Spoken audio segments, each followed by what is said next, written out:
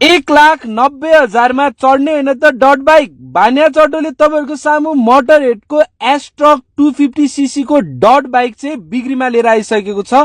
अब बिस्तारी पानी पर्ने मौसम पनि आइरहेको छ, बाटो चिप्लो चाप्लो भयो, तपाईँको अफ रोड छ भने पनि मजाले जाने बाइक चाहिरहेको छ भने चाहिँ भान्या चटोले प्रदेश नम्बर 130 को तपाईको बाइक बिक्रीमा लिएर आएको छ।